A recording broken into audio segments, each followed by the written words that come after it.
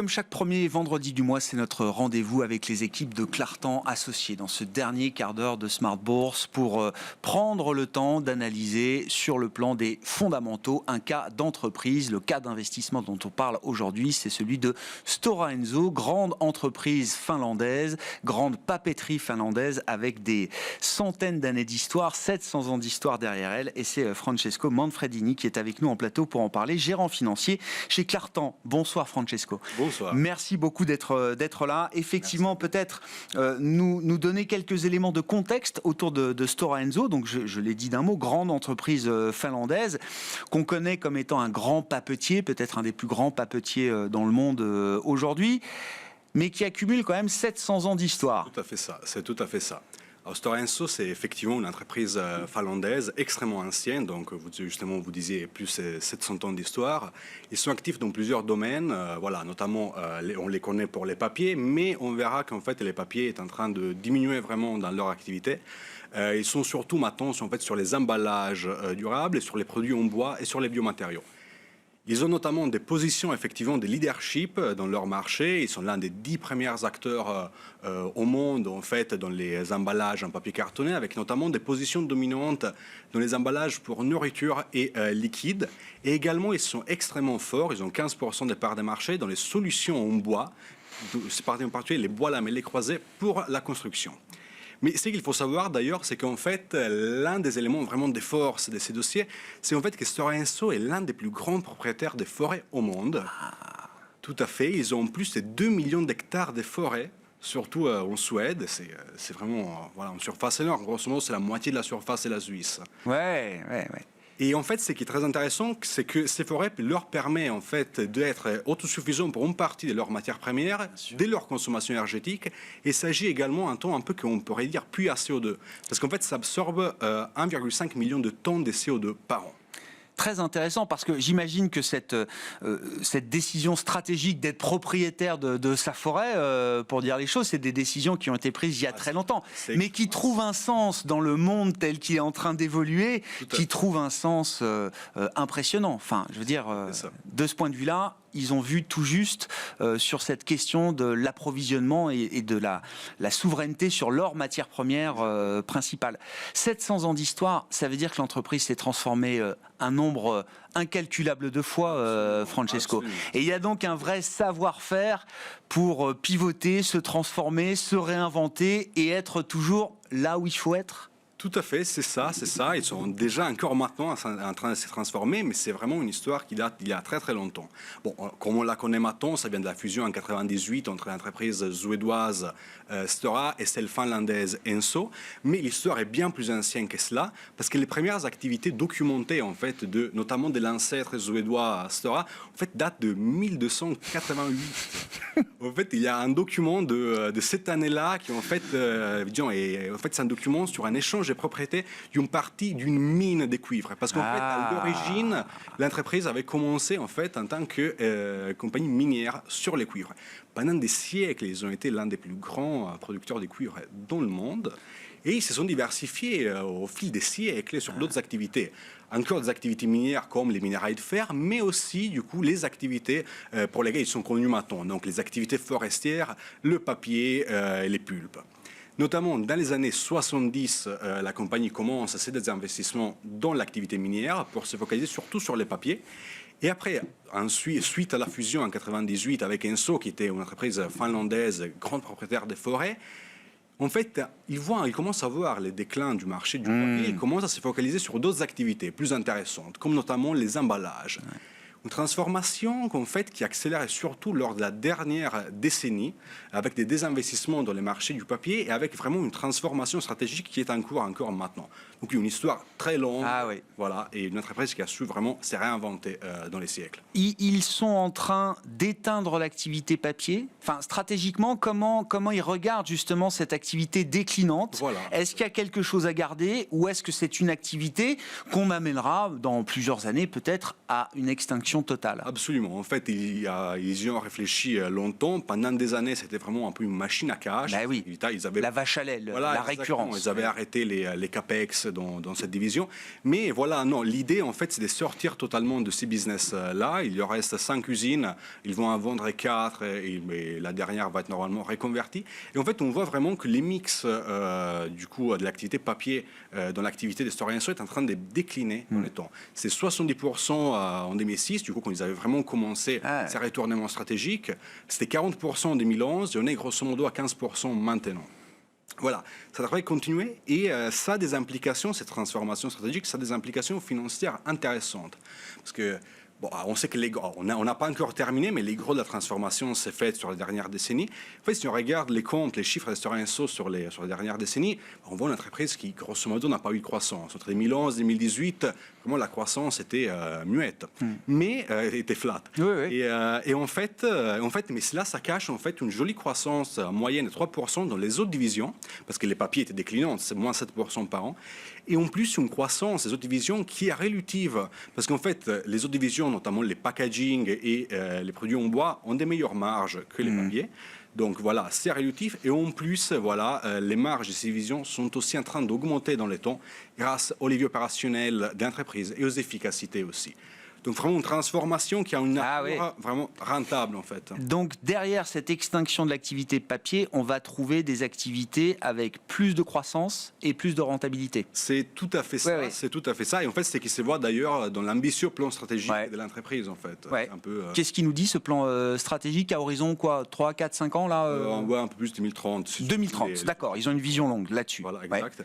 Et en fait, ils disent plusieurs choses, bien évidemment, mais si on veut vraiment synthétiser les informations clés, en fait, l'objectif est de générer 80% de leurs ventes dans des activités de croissance assises sur des tendances longues. Bon, on ne va jamais parler de hyper-croissance, bien sûr, mais voilà, la croissance plutôt rentable à long terme, et notamment les packaging et les produits en bois pour la construction. L'objectif est de faire une croissance de 5% par an, en excluant la division à papier, avec une marge opérationnelle à mi-cycle et grosso modo de 15%. La croissance va venir surtout du coup du packaging, une croissance totale entre 2021 et 2030 qu'ils estiment qu'il devrait être, c'est leur objectif, de 60%, avec un résultat opérationnel qui devrait doubler, et également une croissance importante dans la division en bois, surtout dans la sous-division pour les produits pour la construction, qui devrait être en croissance de plus de 10% par an. Et en plus, ce qui est très intéressant, et c'est par rapport en fait à leur effort en R&D, c'est qu'ils visent à générer 1 milliard d'euros additionnels de chiffre d'affaires pour cette date-là, à partir de leur portefeuille d'innovation en cours, de développement, bien sûr. surtout dans les domaines des biomatériaux en fait. Et de quel type d'innovation on parle? Parce que là, ce que vous décrivez comme transformation, effectivement, c'est assez spectaculaire. Ils sont au bon endroit, au bon moment. La construction en bois explose aujourd'hui pour de multiples raisons et sans doute que cette tendance est accélérée par la crise d'approvisionnement qu'on peut connaître aujourd'hui sur certains types de matériaux. Qu'est-ce qu'ils espèrent de leur portefeuille d'innovation? Enfin, de quel type d'innovation on parle pour demain, Francesco? Il y a beaucoup d'innovations dans ce portefeuille, mais je pense qu'il y en a vraiment une de ces innovations qui vaut la peine, je pense, de mentionner parce que c'est extrêmement intéressant. C'est un produit qui s'appelle Lignode. Et en gros, ils sont en train de développer en fait, une technologie pour produire des anodes des batteries électriques à partir de dérivés de bois. Donc, en gros, ils sont en train d'essayer de substituer en fait le graphite avec de la lignine. La lignine, c'est un polymère qui est présent dans les bois. Et c'est un peu, voilà, il y a une partie de cellulose dans les arbres, mais une partie de ces matériaux, de ce polymère, on peut dire, qui s'appelle lignine. Et en fait, les performances des premières batteries tests apparaissent, ils en ont parlé pas mal lors du dernier Capital Market Day, les performances apparaissent très encourageantes et ils visent à commencer la commercialisation en 2025. Vous voyez déjà l'opportunité en fait énorme d'un marché adressable déjà déjà très important et qui devrait avoir des niveaux de croissance très importants. Mais en plus, ça a aussi deux aspects intéressants. D'un côté, un aspect, on peut dire, environnemental, parce que ça permettrait quand même de verdir les processus de production des batteries. Bien sûr. Et également un aspect géopolitique, parce qu'en fait, ça permettrait vraiment de relocaliser en Europe en fait, une partie de la chaîne des valeurs des batteries électriques. Ah non, mais complètement. Non, mais ça peut même être peut-être une innovation de rupture de ce point de vue-là, Francesco. Parce que le graphène... il vaut mieux pas trop regarder comment on va le chercher, parce qu'évidemment, personne n'a envie vraiment de regarder comment on va extraire du graphène aujourd'hui, j'imagine. On est hyper dépendant. Et où En Chine, évidemment. En fait, tout à fait. La Chine contrôle grosso modo plus de 70% du marché du graphite. Donc, effectivement, c'est quelque chose d'extrêmement stratégique pour l'Europe, bien évidemment. Ouais. Bon. Intéressant, effectivement. Donc, les anodes en bois pour les batteries électriques des véhicules électriques de demain. Peut-être une innovation qui est dans le portefeuille de Stora Enso. Une fois qu'on a dit ça, on comprend que la dimension ESG, elle est importante, même pour une boîte qui vient du papier, qui vient du packaging. La dimension ESG, c'est un vecteur d'amélioration, d'innovation permanent pour cette société. Tout à fait. C'est une entreprise qui est extrêmement ESG, on peut dire, c'est une entreprise très durable. C'est qui se voit surtout en fait dans l'impact positif de ces produits. On a mentionné surtout en fait les emballages en carton et les produits en bois pour la construction. On peut regarder des statistiques sur ces deux mondes, en fait, et on trouve vraiment des éléments qui sont un peu effrayants. Par exemple, en Europe, 20 millions de tonnes d'emballages en plastique sont jetés tous les ans et ne sont pas recyclés. Ouais. Une grosse partie, en fait, ça pourrait être vraiment substitué par des produits à base des fibres, recyclés ou recyclables, comme c'est notamment le cas des produits Stora Enso, là où il est vraiment leader. Et donc voilà, on voit un impact très intéressant dans cette partie de leur business, et également dans la partie en fait de la construction, parce qu'en fait on sait par exemple que grosso modo 11% des émissions de CO2 dans le monde viennent des matériaux de construction.